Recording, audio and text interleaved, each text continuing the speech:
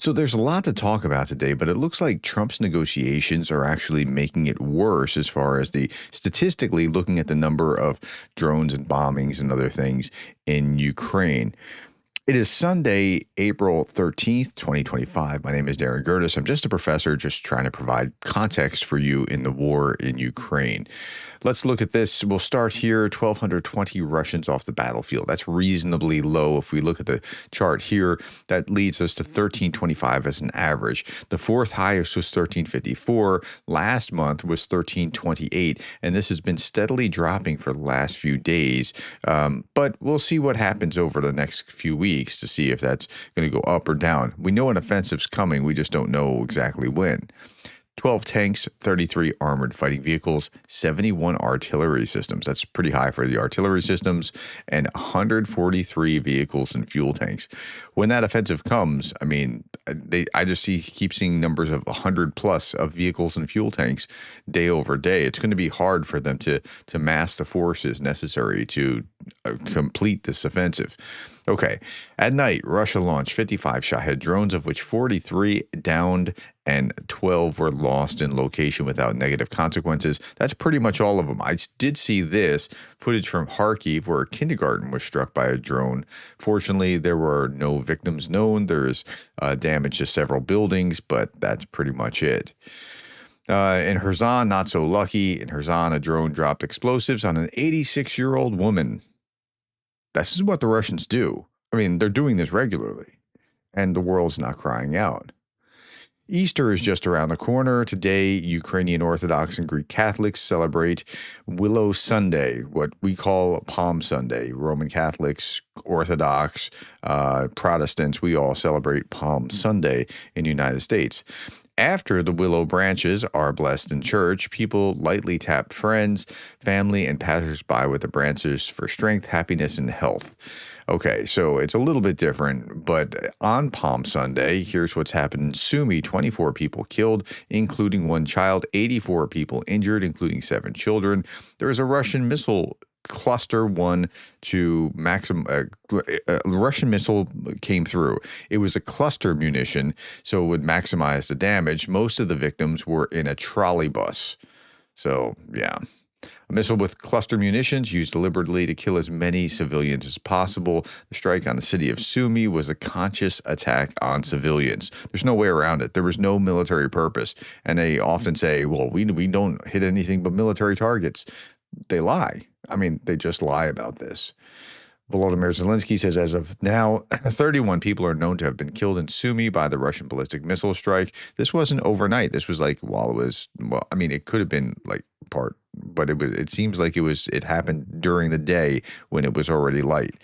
More than 84 people have been wounded, including 10 children. All of them are receiving necessary assistance.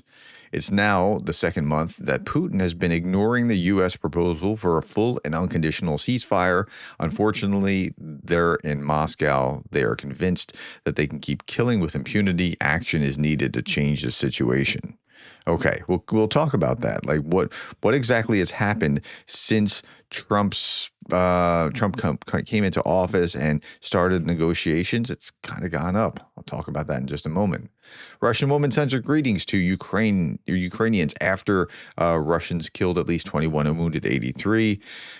This is a translation of it. Happy Palm. I'm not going to even read all of it. You can read it on your own if you want.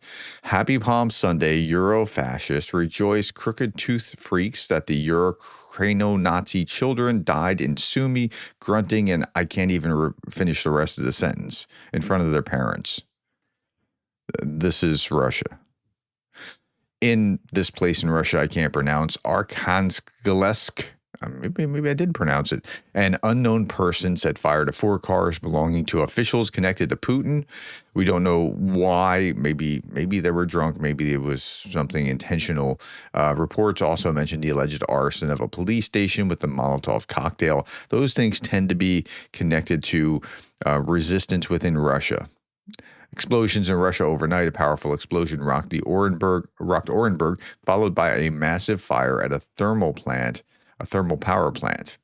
Local authorities blame a transformer short circuit. Could be. Residents, however, reported hearing something flying before the blast. So I'm not sure what it is. I'm just reporting what we see or what we know.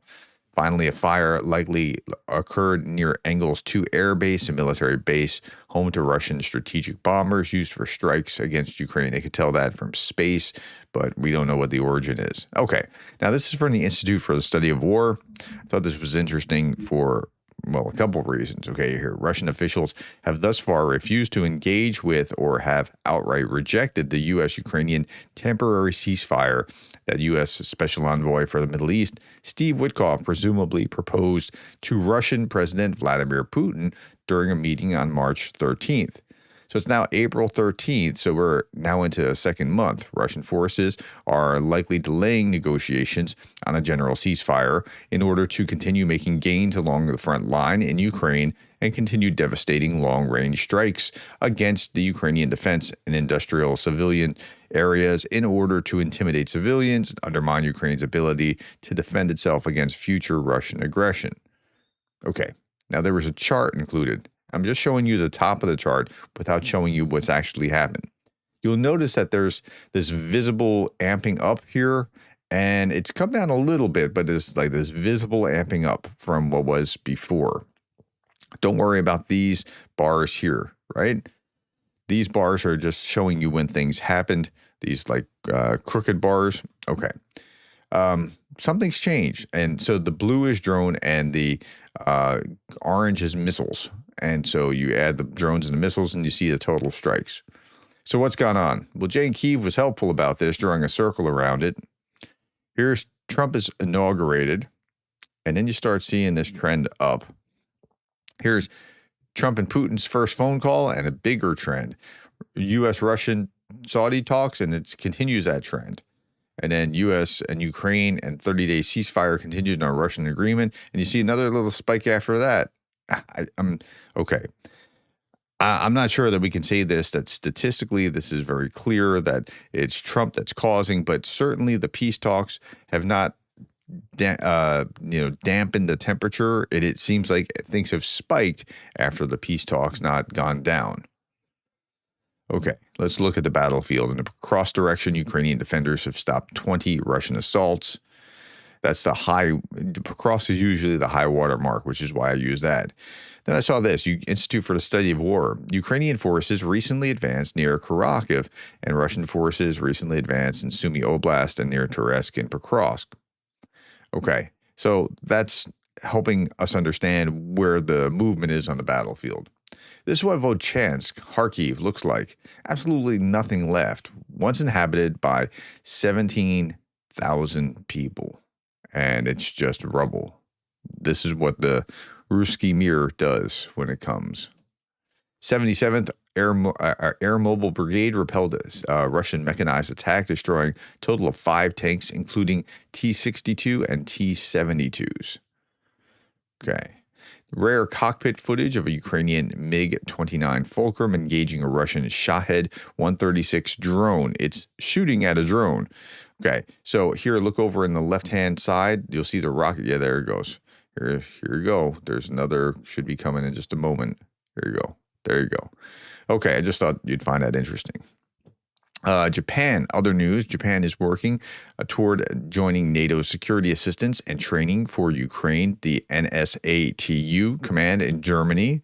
The move would reportedly have Japan take a more involved role in training Ukrainian forces.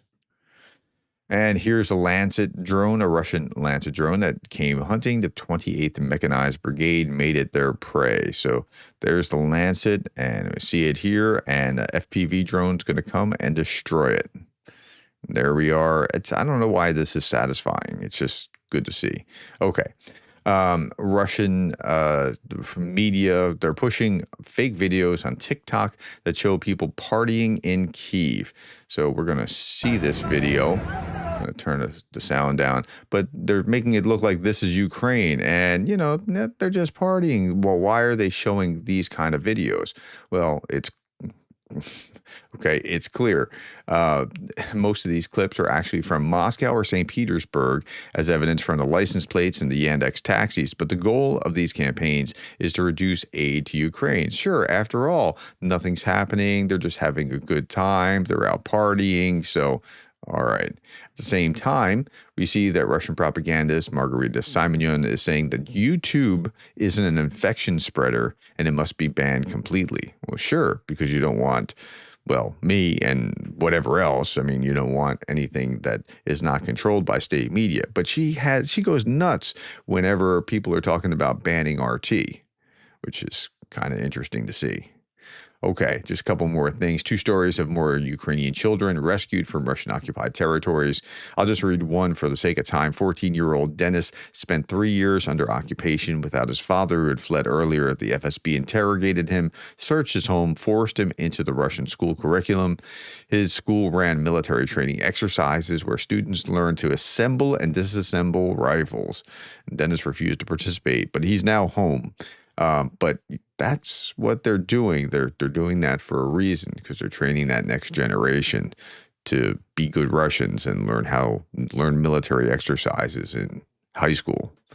Okay, last thing I'll leave you with is this. Darth Putin on this day in 1990, Soviet Union admitted that Soviet Union carried out the Katyn massacre. These are Soviet documents with Stalin personally approving the murder of 22,000 Poles. We blamed it on the Nazis. We lied. Imagine us committing atrocities today and blaming it on the Nazis. All right, my friends, that's all that I have. Thank you for pressing that like button. Thank you for the likes, the shares, the subscribes, and thank you for being the kind of person that cares about Ukraine.